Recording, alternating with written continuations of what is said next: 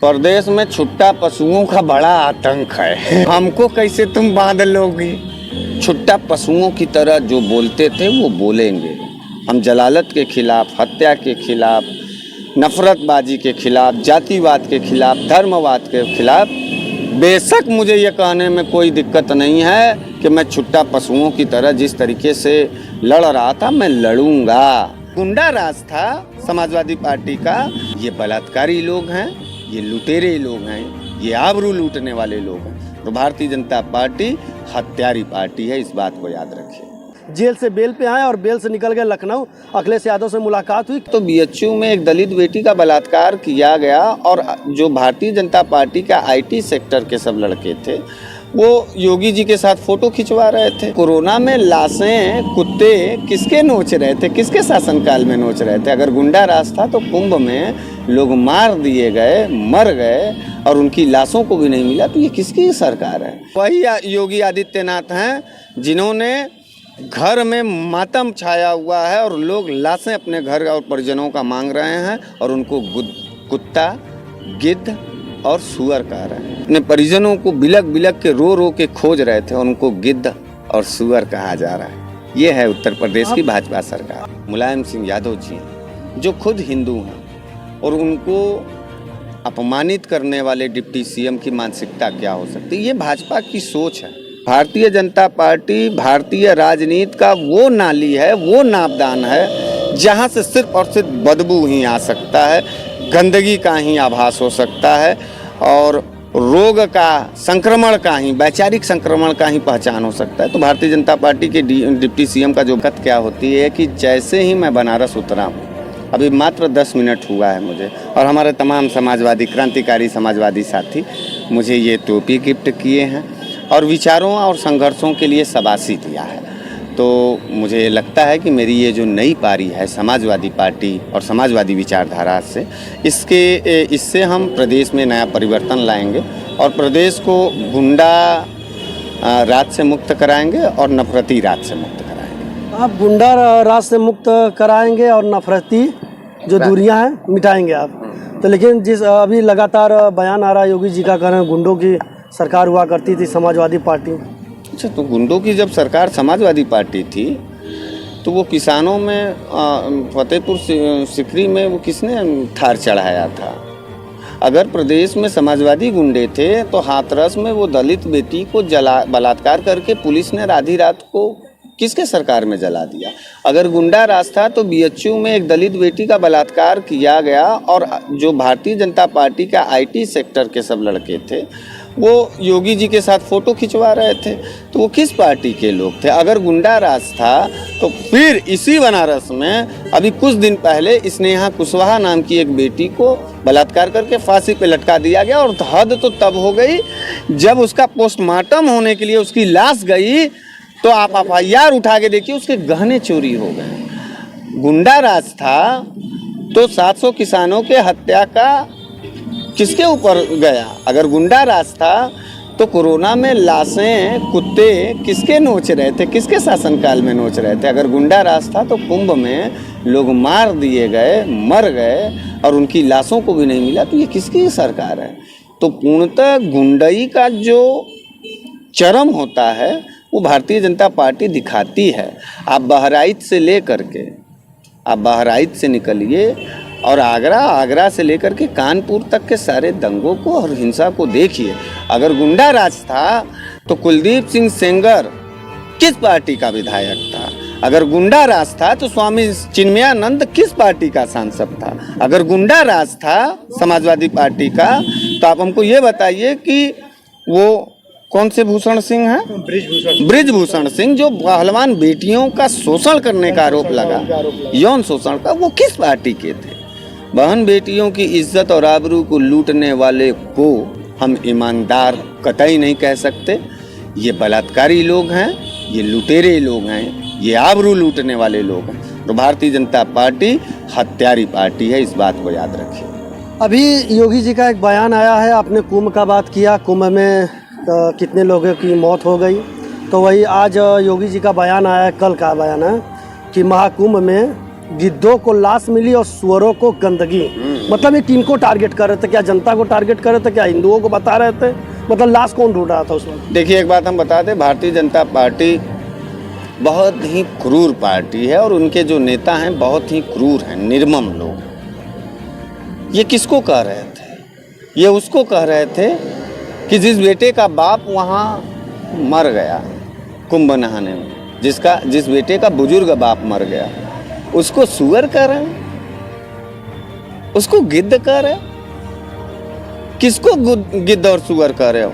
जिस माँ के छोटे छोटे बच्चे मर गए, किसको कह रहे हो सुअर? वो माँ की रोती हुई जो तस्वीर है वो सुअर है। मैं उत्तर प्रदेश की जनता से कहना चाहता हूं कि इस बयान को याद रखना। ये वही योगी आदित्यनाथ हैं जिन्होंने घर में मातम छाया हुआ है और लोग लाशें अपने घर और परिजनों का मांग रहे हैं और उनको कुत्ता, गिद्ध और सुअर कह रहे हैं। ये है मानसिकता। आपको भी तकलीफ होनी चाहिए पत्रकार। हमको तकलीफ बेहद ज़्यादा है। हमने विरोध दर्ज कराया, मुझे जेल भेजा गया।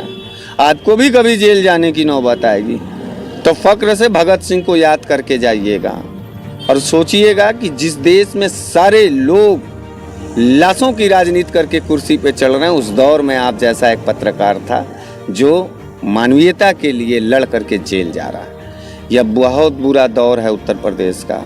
अपने लोगों जिनके लोग मारे गए, जिनके घरों के लोग मारे गए, वो पूरी तरीके से अपने लाश को मांग रहे थे, अपने परिजनों को बिलक बिलक के रो के खोज रहे थे, उनको गिद्ध और सुअर कहा जा रहा है। ये है उत्तर प्रदेश की भाजपा सरकार। आप लखनऊ से आए हैं, अब समाजवादी के पूर्ण रूप से हो चुके हैं और सदन में जिस तरह से सदन में कार्रवाई चल रही थी तो वहाँ पे डिप्टी सीएम ब्रिजेश पाठक ने कहा कि एक मामले में बात करते हुए कि लड़कों से गलती हो जाती है। नेताजी की आप बात मानेंगे? यही कहने के बाद बवाल चल रहा है। आप समाजवादी पार्टी के हो चुके हैं, अब बताइए कि उनके लिए आप क्या कहेंगे जो आपके पार्टी के संस्थापक हैं? नहीं, मुझे आज उत्तर प्रदेश की सियासत पे बहुत ज़्यादा शर्म है और बहुत ज़्यादा दुखी है कि हम लोग पता नहीं क्यों उत्तर प्रदेश की जनता कहाँ सो गई है और उत्तर प्रदेश की जनता क्या चाहती है। क्या उत्तर प्रदेश का डिप्टी सीएम पद पर बैठा हुआ आदमी किसी करोड़ों लोगों की आस्था का केंद्र, जिसका नाम श्रद्धेय मुलायम सिंह यादव जी हैं, जो खुद हिंदू हैं, और उनको अपमानित करने वाले डिप्टी सीएम की मानसिकता क्या हो सकती है? ये भाजपा की सोच है। हम लोग देखिए, एक बात बताएं, हमारे बनारस में एक शब्द है लफंगा, तो डिप्टी सीएम जी लफंगे हैं। ये लफंगा भाई, जैसा भाषा बोलोगे वैसा ही ना तुमको पहचान मिलेगा। अच्छा भाषा बोलोगे तो लोग तुमको शरीफ कहेंगे, लेकिन ये डिप्टी सीएम ब्रिजेश पाठक जी का जो भाषा था ये लफंगई का भाषा था, ये लवंडई का भाषा था, ये गुंडई का भाषा था, ये आवारों का भाषा था। तो ये बात भाषा के द्वारा ये तय हो जा रही है कि भारतीय जनता पार्टी का सीएम, डिप्टी सीएम और तमाम जो लोग हैं ये लफंगे प्रवृत्ति के लोग हैं और लफंगों की बात पर ज़्यादा ध्यान नहीं देना। हम समाजवादी लोग हैं, गाली देने वाले को भी एक बार सद्बुद्धि देने का प्रयास करते हैं। समाजवादी लोग को मैं कहना चाहता हूं कि जरा सा भी आक्रोश मत होइए।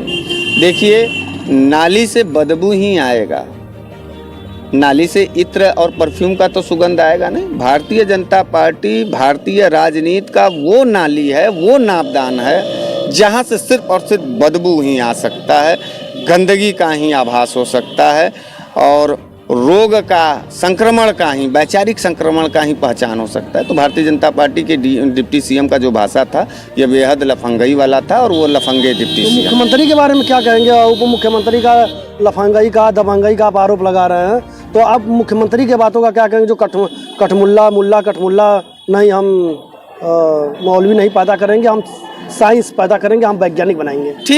ठीक है, बहुत बढ़िया है। कम से कम अब 10 साल के बाद तो बुद्धि आई कि साइंस के तरफ घूमे। अब अभी तक तो धर्म का घंटा बजा रहे थे, अब अभी तक तो लोगों को धर्म, हिंदू धर्म जगा रहे थे। अब जगाते जगाते शायद जब हिंदू जाग चुका है तब उनको पहली दफ़ा मैंने जीवन में पहली दफ़ा योगी आदित्यनाथ के मुंह से साइंस नाम का शब्द सुना, इसके लिए उनको बहुत ढेर सारी शुभकामना है समाजवादी पार्टी के लोगों के तरफ से कि कम से कम उन्होंने उनका रुख तो घुमा तो शिक्षा के तरफ, साइंस के तरफ। तो हम आपसे पूछना चाहते हैं कि अपने माध्यम से भारतीय जनता पार्टी के तमाम यहाँ MLC विधायक सांसद लोग हैं, उनसे पूछिएगा कि अब तमाम इंटर कॉलेजेज में और तमाम विश्वविद्यालयों में साइंस के प्रयोगशाला के लिए बजट दे देंगे, कुछ बच्चे प्रैक्टिकल करेंगे और साइंस का इजाद करेंगे, तब ना साइंस के लिए काम करेंगे। आप समाजवादी के हो चुके हैं, समाजवादी के कार्यकर्ता लोग बधाई दे रहे हैं, आपसे मिल रहे हैं, तो ये बताइए कि जिस तरह से आप भाजपा पर टारगेट करते रहते थे, जिन होशो आवाज़ में बोलते थे, जो अंदाज आपका था, तो क्या आप उस पर लगाम लगेगी? अखिलेश यादव क्या उसको कहीं ना कहीं लगाम लगाएंगे कि फिर से वही अंदाज आपका चालू रहेगा? प्रदेश में छुट्टा पशुओं का बड़ा आतंक है तो हमको कैसे तुम बांध लोगे? हम अपमान के खिलाफ छुट्टा पशुओं की तरह जो बोलते थे वो बोलेंगे। हम जलालत के खिलाफ, हत्या के खिलाफ, नफरतबाजी के खिलाफ, जातिवाद के खिलाफ, धर्मवाद के खिलाफ, बेशक मुझे ये कहने में कोई दिक्कत नहीं है कि मैं छुट्टा पशुओं की तरह जिस तरीके से लड़ रहा था मैं लड़ूंगा। समाजवादी पार्टी का जो दायरा है मैं उसको ज़रूर उस दायरे में रहते हुए मैं अपनी बात को रखूंगा और रखता रहा हूं और रखता रहूंगा। लेकिन इस बात को आप कतई इस बात को मत भूलिएगा कि मैं बागी बनारस का भी एक परिचय हूं और बगावत हमारी विरासत रही है।